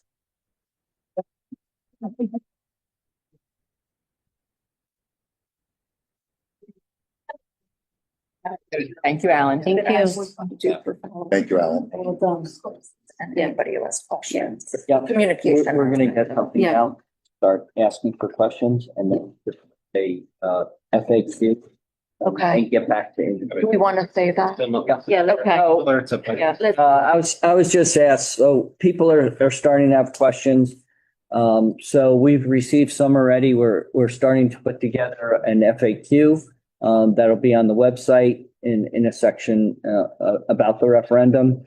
And then what we'll do is we'll put that out for the public for everyone to see, but we'll get back to individuals with the answers so that they have it. And I suggest similar to the budget, we establish an email inbox. Yeah, we can. Referendum at whatever. Yep. Concerns for all of you. referendum at gmail.com. At livingston.org. Yep. But sure. Yes, and we did receive some questions from the PTAs. We are looking into that and those will be responded to as well Mhm. by Dr. Fishbein. Moving on. All right. I know the board wanted to talk about board elections. Is this something you want to? Do we want to first talk to him? You can hold off if you're going to talk to the attorney about it. Yes, let's hold off on that. We're going to talk to the attorney about it. I would suggest tabling it. Yeah. Okay. Motion to table 4. All right, Dan, if we could put up the board goals. Go over those first. Down. Yeah.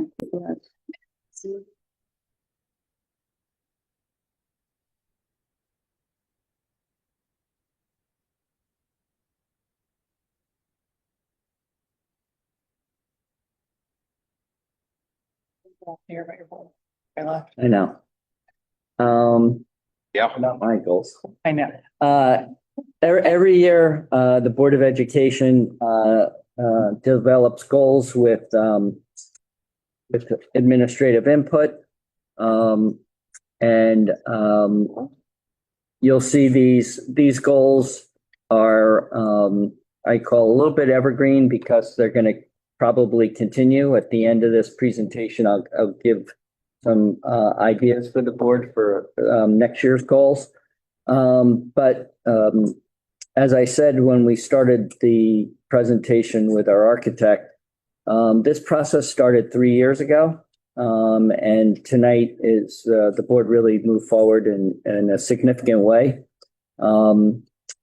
As I said, 3 years ago, it started with a community and school-based committee to look at our facilities and come up with options. And based on their input, we developed the plans, the two options, and then tonight we're moving forward with option one. So you can see from the slide that a lot of work has been done and a lot of work still needs to be done. So I think this is great, and the board is moving in a great direction. The second goal is a goal for the board to go through a certification process. You can see from the slide that the board's gone through significant training this year.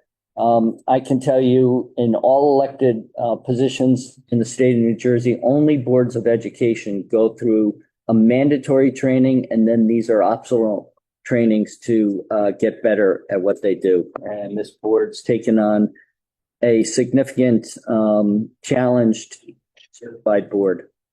This is a 4-year process, but they're on point to do it in probably 1.5 years. So Overachievers. Yeah, overachievers. Livingston, right? A lot of credit for much. Let's take some. No wonder the kids in this town are stressed out.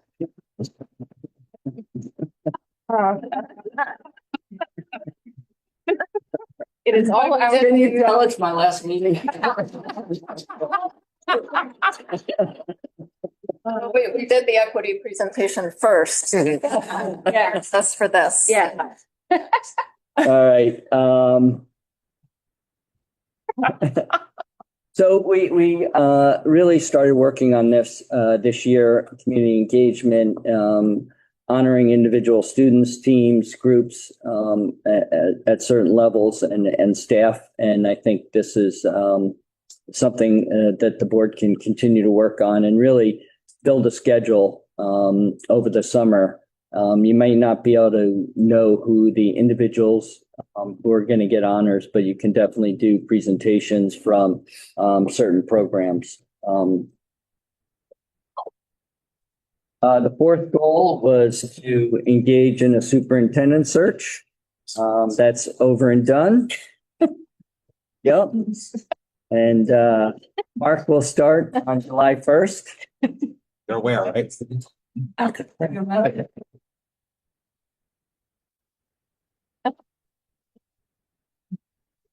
And then finally, the board has worked on reviewing its bylaws. And we did that in the fall and winter of this year. And if you look at the goals, possible goals for next year, I have to complete the board certification, complete and review all mandatory and non-mandatory policies.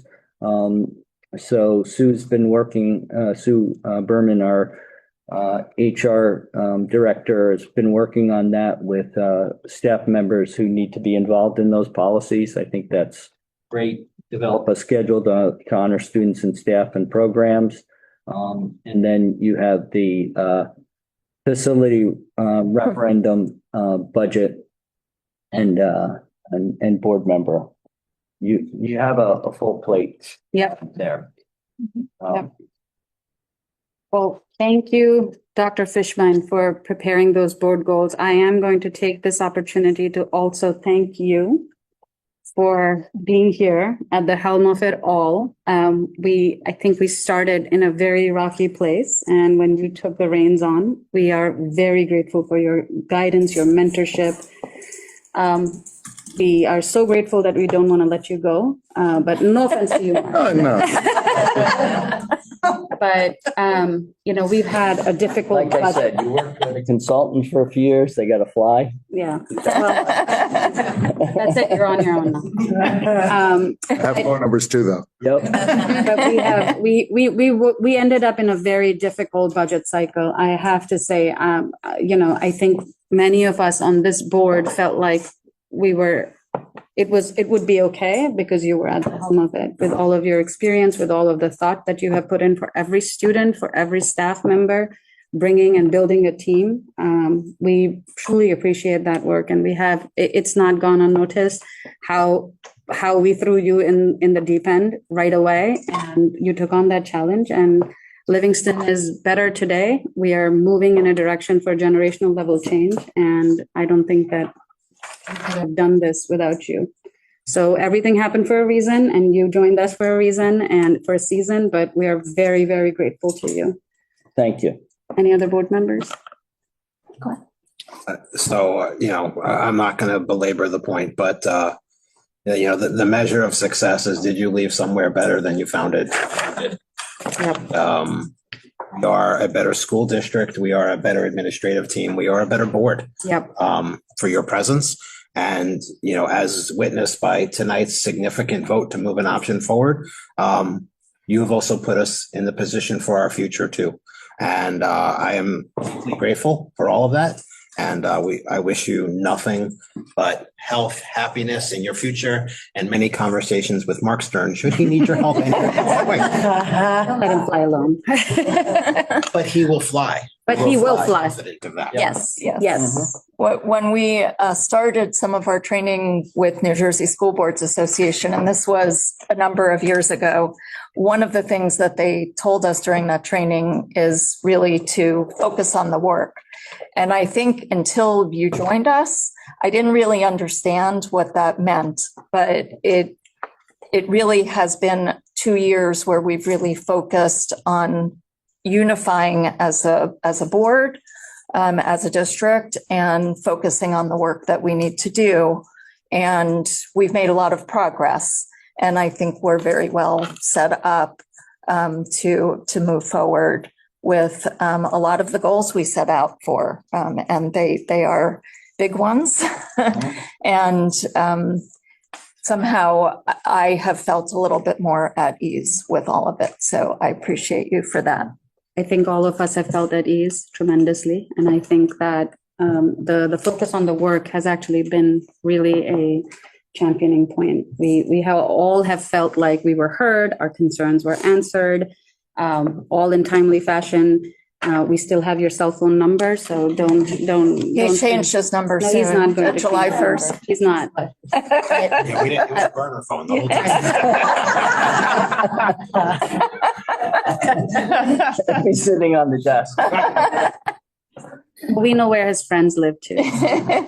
But yes, I'm not going to repeat all these points, which are all valid, and I 100% agree. I just want to say something personal. I remember the first time I told Pam and all of them that you have that calm and steady charisma, which actually is a great quality for the leadership, guiding us through all kinds of challenges in the past few years.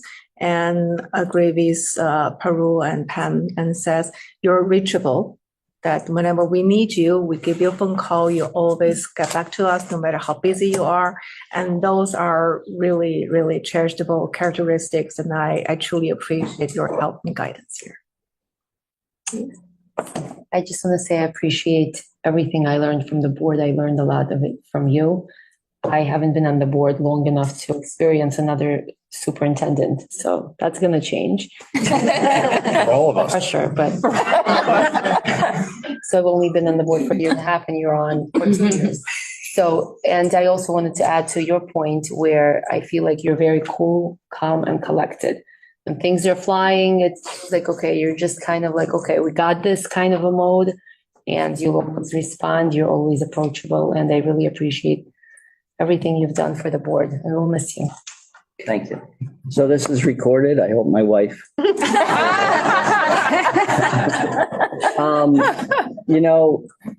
Focusing on the work is important, and you have a lot of work ahead of you.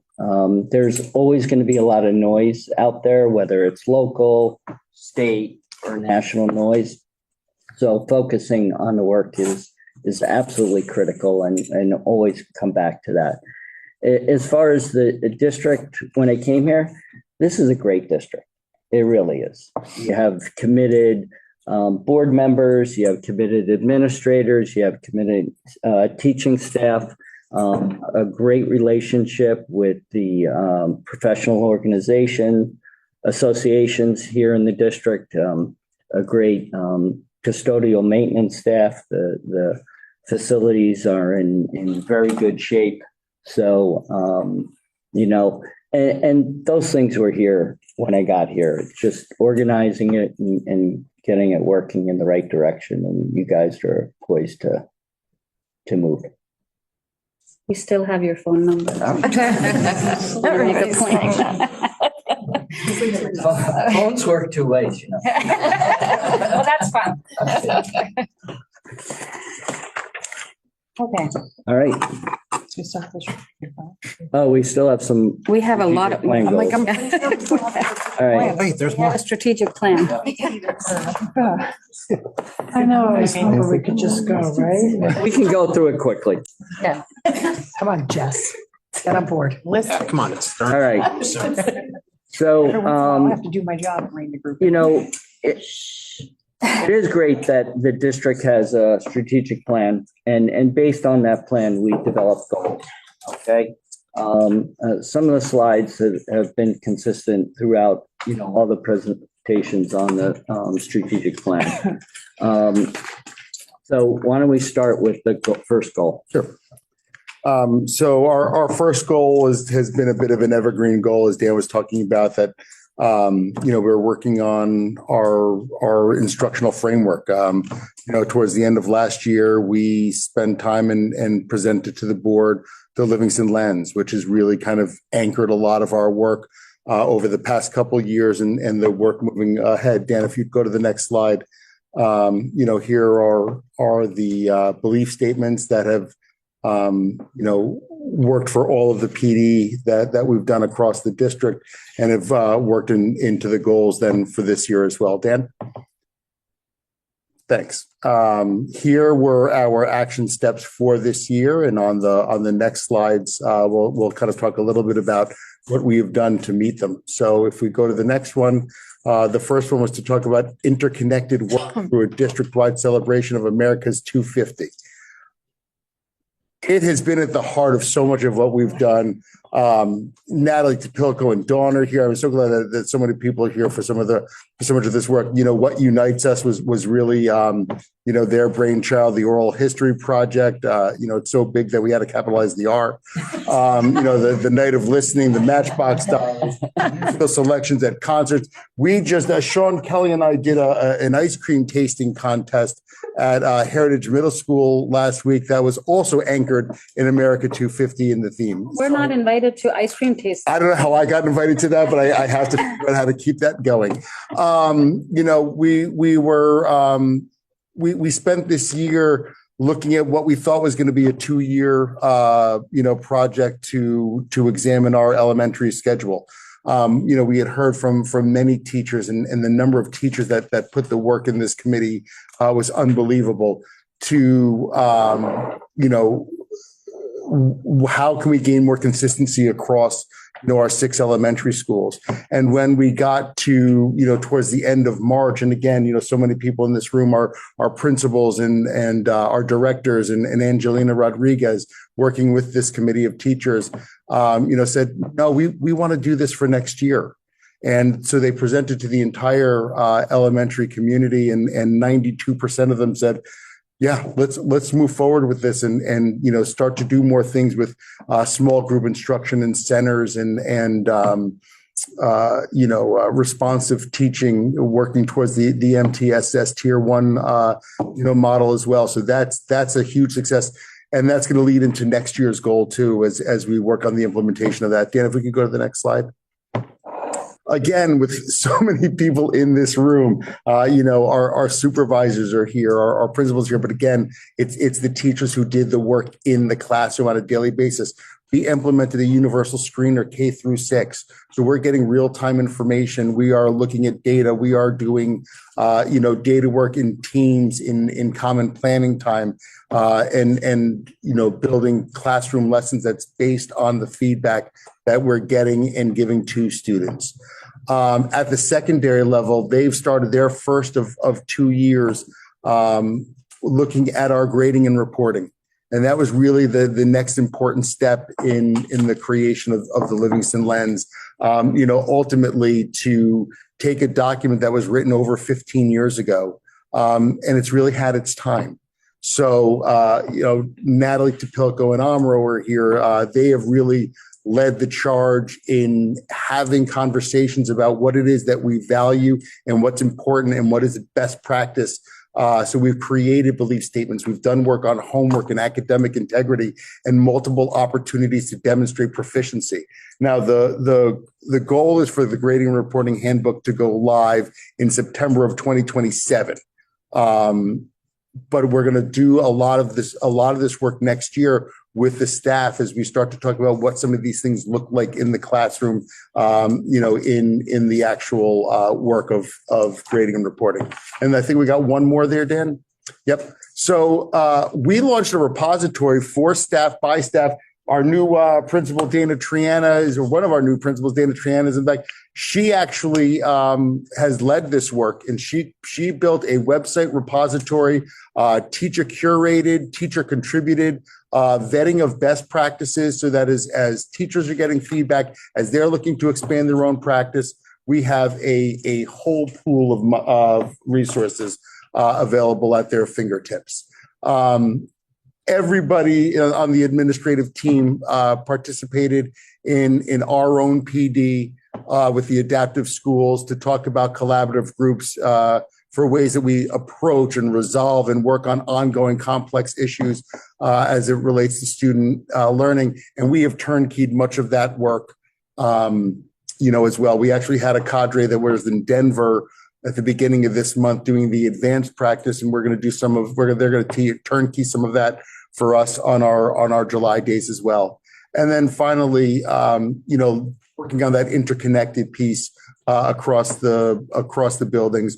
We've done PD where departments that were working on one thing shared out with other departments so that, we are continuing to break down silos and our work becomes more interconnected, for the benefits of our students, that they have a cohesive Livingston education experience. So again, thanks to everyone in this room. Thanks to everybody watching at home.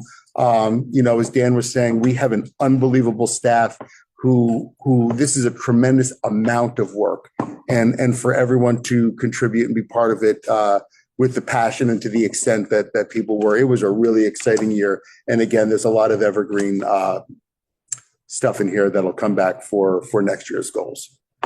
More to it. There we go. The third goal. Thanks for teeing that up. Oh, thank you, Stevie. You got to come to every meeting. Safety and wellness.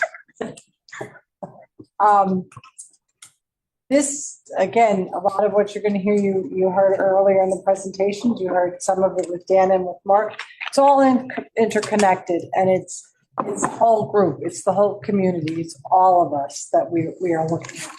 And students and families, that's who we serve, and that's what we're all about. So it's making sure we have everything set up necessary for the students to be able to address their learning in a safe and cultivating environment. Go to the next one.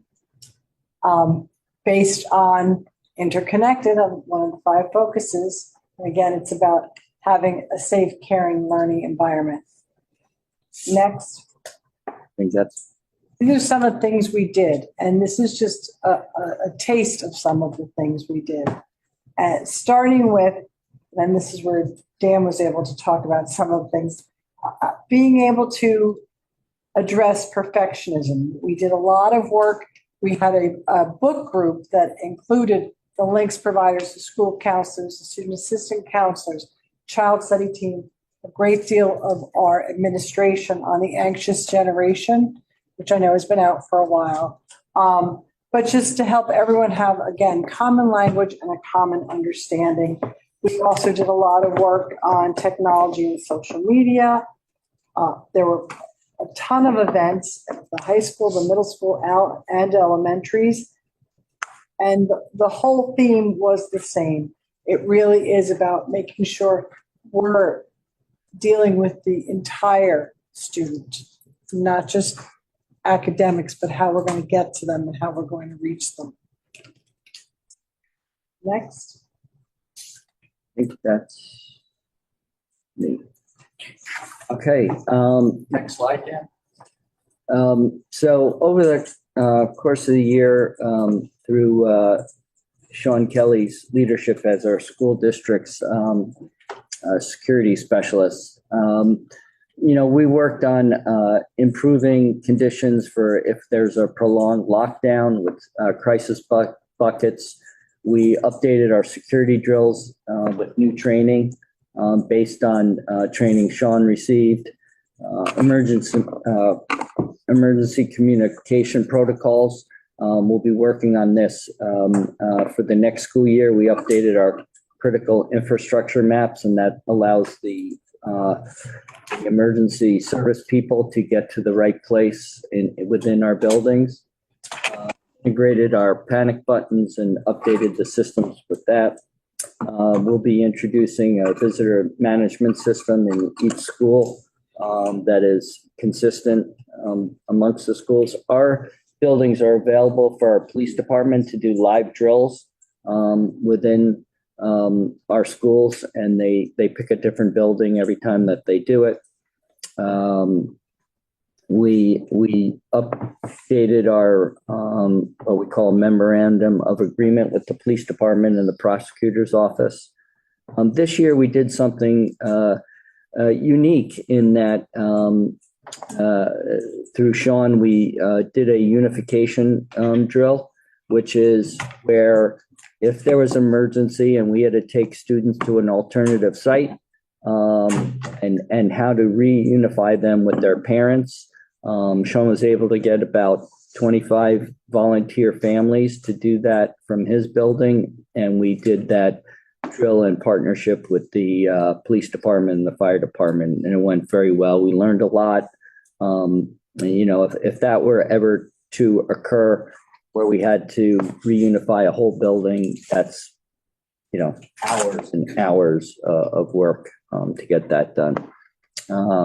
And you can see the other things that we did to improve safety within our schools.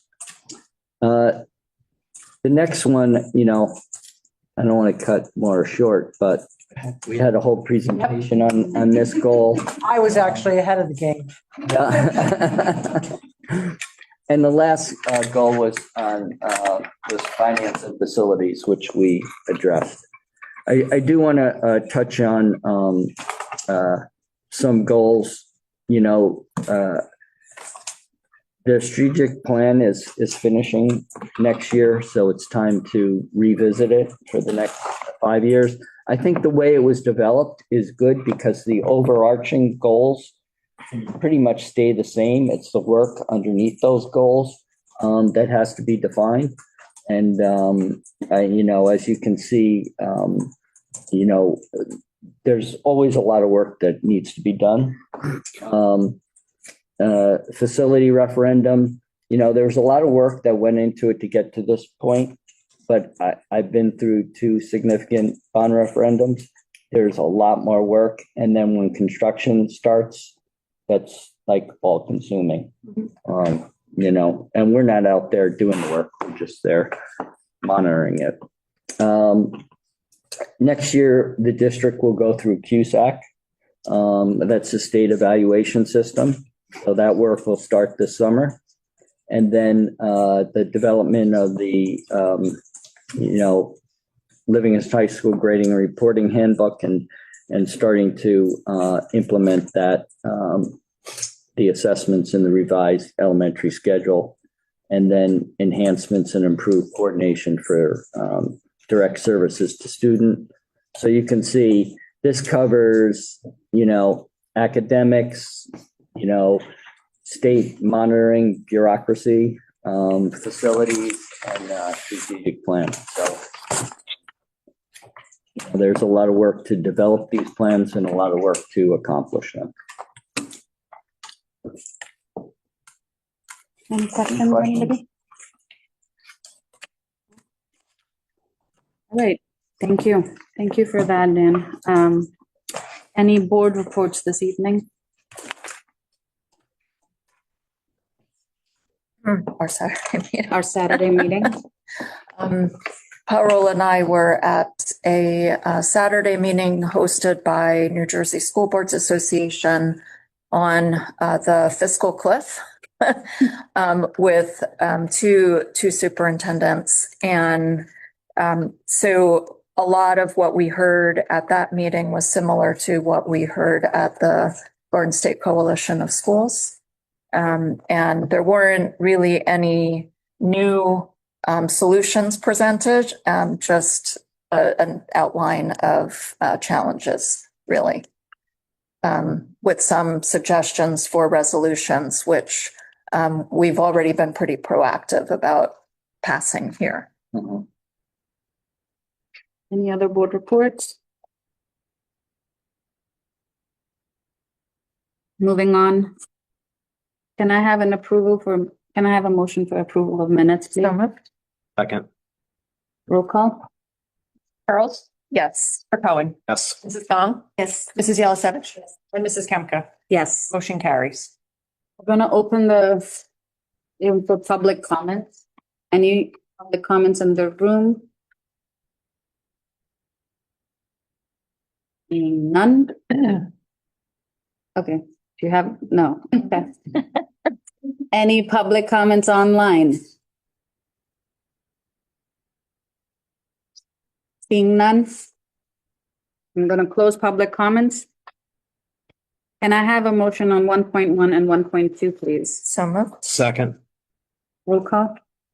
Mrs. Charles? Yes. Mr. Cohen? Yes. Gong? Yes. Yelizavich? Yes. And Mrs. Kemka? Yes. Motion carries. Can I have a motion on 2.1, 2.2, 2.5, please? 2.2. Second. Roll call? Charles? Yes. Mr. Cohen? Yes. Gong? Yes. Mrs. Yelizavich? And Mrs. Kemka? Yes. Motion carries. Can I have a motion on 3.2 through 3.18? So moved. Second. Roll call? Mrs. Charles? Yes. Mr. Cohen? Yes. Mrs. Gong? Yes. Mrs. Yelizavich? Yes. And Mrs. Kemka? Yes. Motion carries. Can I have a motion on 4.1 through 4.12? So moved. Second. Any questions? Okay. Roll call? Mrs. Charles? Yes. Mr. Cohen? Yes. Mrs. Gong? Yes. Mrs. Yelizavich? Yes. Mrs. Kemka? Yes. Motion carries. Motion for 5.1, please. Second. Roll call? Mrs. Charles? Yes. Mr. Cohen? Yes. Gong? Yes. Mrs. Yelizavich? Yes. And Mrs. Kemka? Yes. Motion carries. Any items of old business? Any items of new business? Can I have a motion to adjourn? Yep. We're going to be adjourning to executive session And no action. and no action will be taken.